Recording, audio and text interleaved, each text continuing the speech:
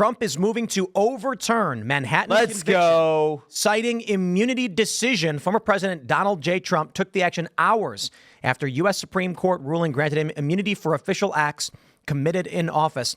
Now, right off the bat, I think the Democrats may have made a mistake by arguing that Trump was doing this to cover up something related to the election. Yep. Because they have turned it into a political maneuver instead of business fraud or whatever they may have actually have claimed it was. And when was the last check cut? As he was president. As he was president. And they argued it was over the election, Yep. which turns it into a political action, which Trump will likely argue was campaign related to his efforts to be president. An official act of an official candidate for the presidency, which, by the way, is what they claimed was at least one of the three potential predicate crimes of the underlying predicate crimes, which should then turn it into a felony. Now, the question is, will the appeals court bring this up? I don't know. However, what it might do is throw sand into the gears of the sentencing, because he is currently sentenced or scheduled to be sentenced on July 11th. That means, by the way, Trump should appoint his VP right now, because we might actually need him or her before the convention. Hopefully. Because if he's sentenced, then he might not even be able to stand for the convention. So he's sentenced the 11th, convention is the 14th. This is the important breakdown. I do not believe, and I think it's reasonable to say, that the criminal conviction in New York is largely not an official act as president. However, because Trump was president when part of this happened, the New York Times reports, his lawyers are likely to argue that prosecutors built their case partly on evidence from his time in the White House. And under the Supreme Court's new ruling, prosecutors not only may not charge a president for any official acts, but also cannot cite evidence involving official acts to bolster other accusations. Wow. Trump may... Fruit of the poison tree. Absolutely. Right.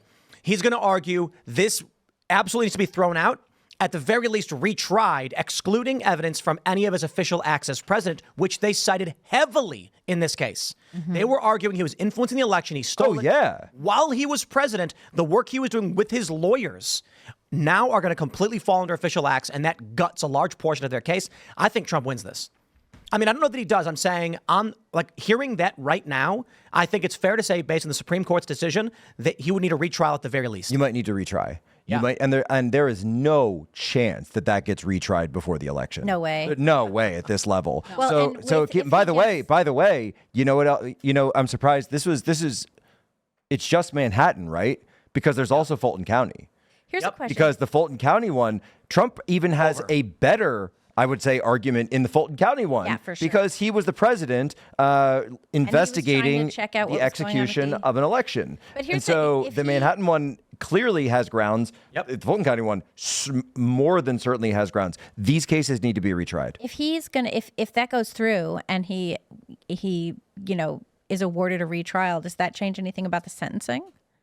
Or does it mean he's sentenced and then they would? He may get an injunction. So he would need to file an emergency injunction regarding the sentencing while this broader appeal based on the Supreme Court ruling goes forward. This is, by the way, Steve Bannon, for example. So Bannon's people get confused because there's multiple appeal tracks. So his emergency injunction was denied by the Supreme Court. However, his overall appeal, which is based on executive privilege, the same, by the way, I would tell you, executive privilege that Merrick Garland is currently using to refuse subpoenas, that Merrick Garland is currently using to hold up the Robert Hur tapes. Although there's actually some interesting reporting out there that Merrick Garland is not the one holding up the Hur tapes, that it's actually the White House. Well, yeah, that's because they invoked executive privilege. No, but what I'm saying is that Garland doesn't actually have a problem with handing it over. It's the White House political side and Jill Biden that doesn't want it turned over, which is just so perfect. Well, that's what he said. He said it's executive privilege and he can't do it.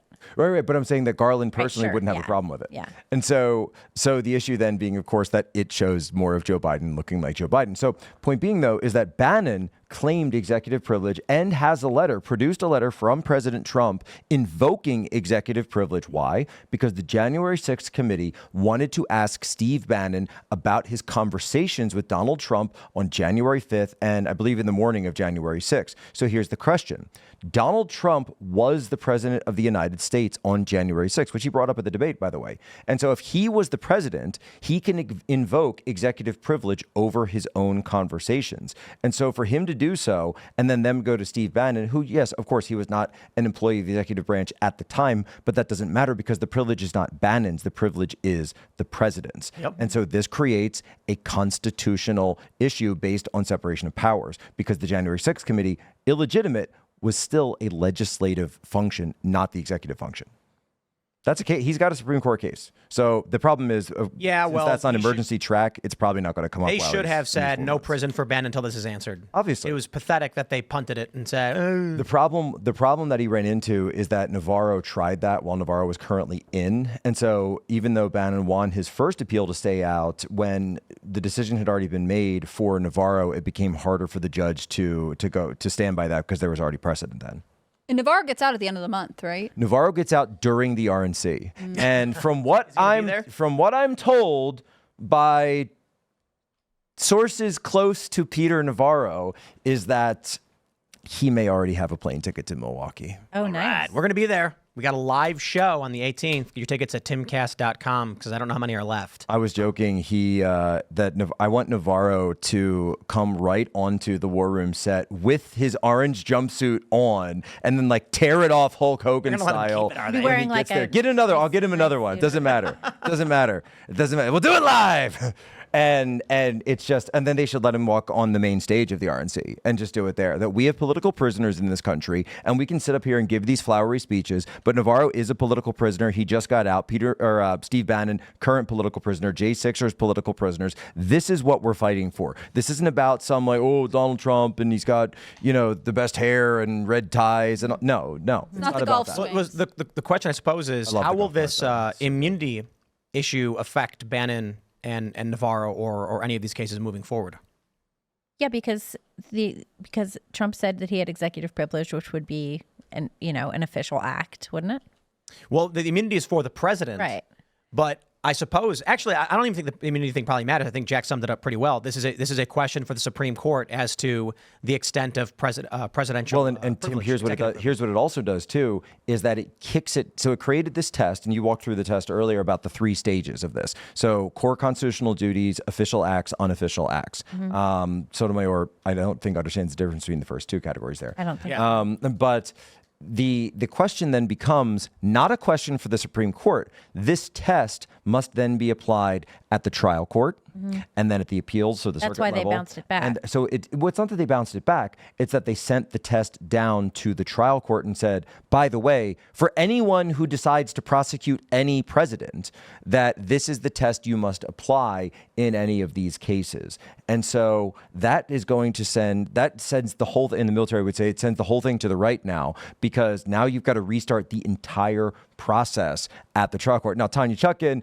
she's super biased. I can't imagine she would argue that the J6 speech was an official act, but she's going to have a huge problem on her hands trying to explain whether or not she believes that Trump communicating with his own Department of Justice officials is not a core constitutional act and for which he has absolute immunity, because Jeffrey Clark was an acting attorney general level or I believe acting assistant attorney general level.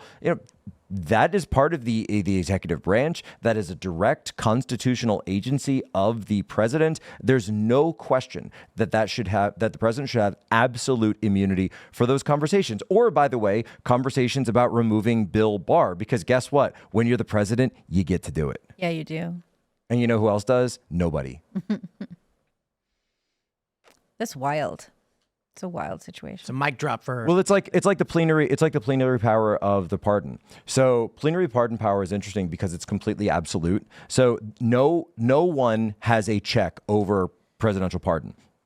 That, by the way, includes the president himself. So if the president signs a pardon and then is like, you know what? Actually, I take it back. Actually, I take it back. He was going to give me money. He didn't give me a check. You were talking about the gratuity thing earlier. So if the president signs a pardon, I give Tim Pool a pardon. I say, but Tim, you're $1 million for the next campaign, right? Just give me one skate park for the next campaign. And this is going to be a recurring bit, folks. If you haven't figured that out already. I think a lot of people don't know what it's about. But I'm building to something. You'll see. But you never give it to me. And I say, well, I revoke your pardon. President doesn't even have the power to revoke his own pardon. And by the way, there's nothing in the Constitution as currently written to overturn. So the Supreme Court can't overturn a pardon. Congress can't overturn a pardon. It is a plenary absolute power. That's why a lot of people have hypothesized that upon leaving the presidency the first time around, that President Trump could have potentially signed what's called a pocket pardon. And that means a pardon for himself on everything that he did while he was president. And if he did so, then anything at the federal court would be completely thrown out because he had the ability. Sam sign it and file it, or what? Maybe he could have. I mean, it's one of those things. But nobody knows about it. Well, But like a tight circle, like a tight circle note. But whenever these things are filed, there's a list of them. You can look up the list of executive actions. Yeah, it's public record, right? Yeah. So he would have had to have filed it. Otherwise, if he did it now, they just argue. Even if he did it then, but then hit it, they just be like, "You've muted that now. It doesn't count." And he can produce it. But think about it though, because it would create a constitutional question of what process. But that again, like the secret will. What process? What process is over the constitutional power of the pardon? There's no process. There's no executive process this was the same issue with the classified documents, by the way. It's the president's documents. He is executive classification authority. He's the OCA. Nothing is above him. Thanks for checking out this clip from Timcast IRL. Make sure to watch the show live Monday through Friday at 8 p.m. Subscribe to this channel, and we will see you all there.